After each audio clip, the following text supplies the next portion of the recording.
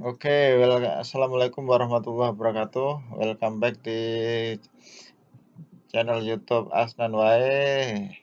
Rubrik KTP-ku, kupas tuntas penelitian kuantitatif dan kualitatif. Oke, kawan-kawan gimana kabarnya? Semoga sehat walafiat ya. Semangat berjuang skripsi sampai akhir. Nanti ada bimbingan gratis. Oke, kita hari ini mau kupas ini ya, kupas mangga.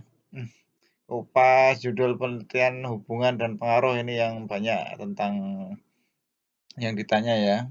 Selain nanti kita akan buat efektivitas juga tentang efektivitas. Oke, simak terus. Ini ada dua perbedaan di sini kita ajar ya.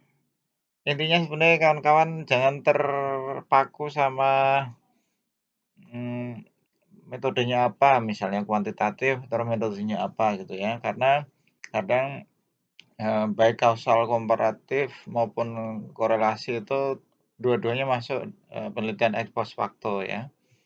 Ini contoh yang pertama, hubungan motivasi terhadap prestasi. Nah, ini apa aja yang penting? Nah, di bab 3. Ini jelas ini penelitian ex post facto ya kawan-kawan ya. Ex post facto berarti itu sudah terjadi tetapi itu bisa diukur. Motivasi bisa diukur enggak? Bisa ya. Itu kan aduh ini perlu ganti yang ngejreng gitu ya.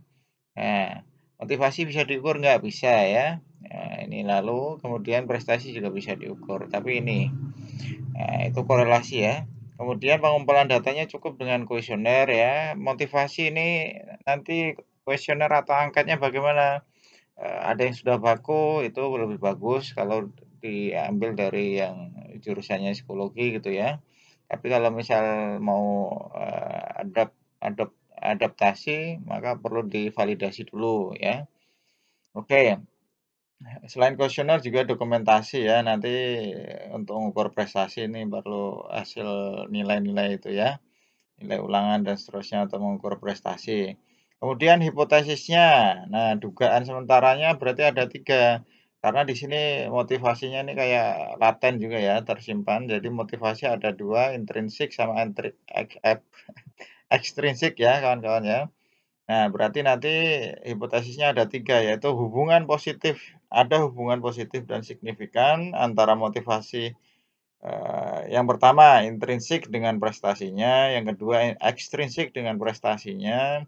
Jadi nanti masing-masing di ini kisi-kisi untuk motivasi intrinsik itu apa gitu ya, kuesionernya nanti dibuat. Ekstrinsiknya juga sama begitu ya. Motivasi ekstrinsiknya nanti juga dibuat, kemudian nanti yang hipotesis ketiga motivasi baik intrinsik maupun ekstrinsik ya simultan secara bersama-sama ada hubungan nggak dengan prestasi, kan kayak gitu ya. Clear ya? Oke, kemudian lanjut, apa uji-ujinya? Ini yang penting ya, yang jangan salah kaprah. Jelas setelah kalian buat instrumen, nanti kalau itu apa namanya, dibuat ya, sudah dibuat, kemudian diuji coba dulu instrumennya, kemudian diukur validitas sama reliabilitasnya ya. Kalau nggak valid nanti ketika masing-masing, apa namanya, variabel itu tadi, sudah punya satu aspek, ada pertanyaan ya, meskipun yang nggak valid bisa dibuang, asal sudah memenuhi misalnya motivasi intrinsik itu karena dalam diri ya, ada A, B, C, ya tiap A itu ada 2, yang satu itu valid, yang satu enggak, oh berarti yang enggak valid itu bisa dibuang. Asal masing-masing unsur itu sudah ada yang mewakili begitu ya. Nah, setelah uji coba instrumen berarti nanti ada teknik analisis datanya. Yang pertama adalah uji prasyarat ya, nanti ada uji normalitas itu wajib ya. Kemudian linearitas kan hubungan sama multiko ya, uji multiko. Kemudian setelah itu terpenuhi ketiganya, ya normal, kemudian dia linear dan juga tidak ada multiko, maka ada uji hipotesis ya, nanti ini analisis bivariat karena apa namanya, analisis bivariat itu masing-masing berarti untuk yang karena ada 2 di sini ya.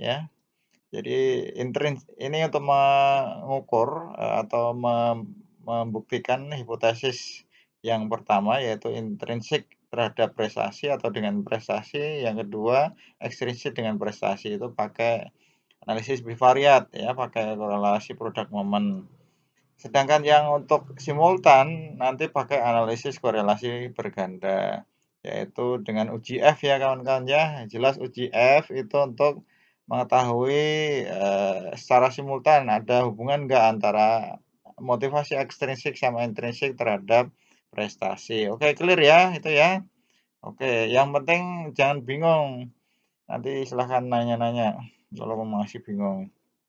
Yang kedua, kita akan bahas tentang pengaruh ya. Ini kebetulan pengaruhnya ini ada 2 ya, pengaruh yang variabel bebasnya ada 2 terhadap satu variabel terikatnya. Berarti di sini kalau me jelas pendekatannya itu kuantitatif ya, tapi metodenya apa ya, itu yang kadang ditanyakan ya, yang tepat tuh apa, mau korelasi, mau ex post facto, kapan menggunakan, yang jelas tergantung ya. Misalnya ini, konteksnya nih, nah ini meskipun ini ada kata pengaruh itu menunjukkan pengaruh atau hubungan itu bisa ex post facto, karena ingat ex post facto itu 2 ya, yaitu ex post facto itu bisa nanti, korelasi maupun kausal komparatif ya, meskipun lebih condong ke kausal komparatifnya.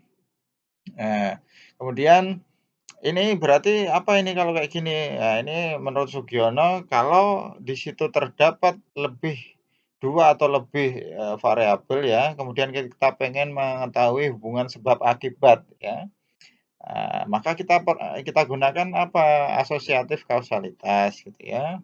Nah, itu menurut Sugiono.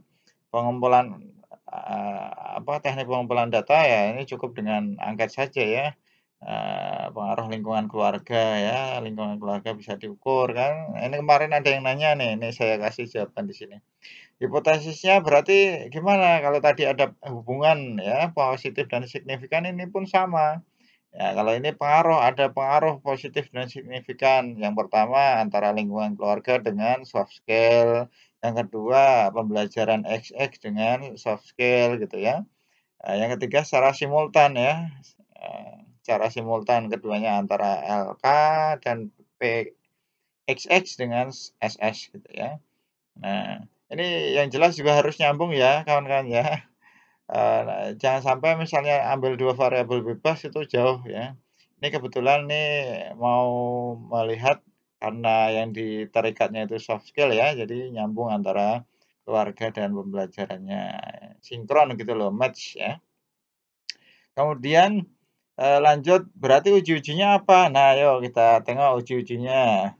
Sama ya, karena kita nanti kan membuat, angket atau kuesioner, berarti itu harus ini, uji validitas ya, diuji cobakan dulu ya, kemudian diukur validitasnya sama reliabilitasnya. Yang nggak valid, buang ya, asal memenuhi masing-masing tadi. Yang membedakan adalah analisis datanya. Ini pakai, yang pertama pakai statistik deskriptif ya, cuma ngitung min dan segala macam. Di prasyaratnya mirip yang tadi ya, ada normalitas, linearitas, multiko, tambah hetero ya, karena ini regresi, heterogeneisitas. Nah, tambahan ini regresi, pengaruh nih.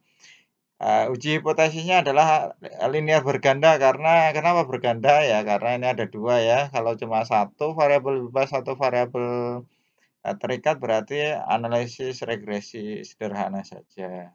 Kemudian nanti uji T ya, untuk mengetahui, seberapa pengaruhnya itu tadi untuk yang pertama dan kedua ya, jadi LK terhadap SS, pengaruh PXX terhadap SS ya, sedangkan biasa untuk simultan pakai uji F ya. Oh ya kan, simpel kan? Tinggal nanti uji-uji ini kalau kalian mau pakai pengaruh dan hubungan. Semoga bermanfaat, nanti bisa disambung di, bimbingan ya. Semangat. Assalamualaikum warahmatullahi wabarakatuh.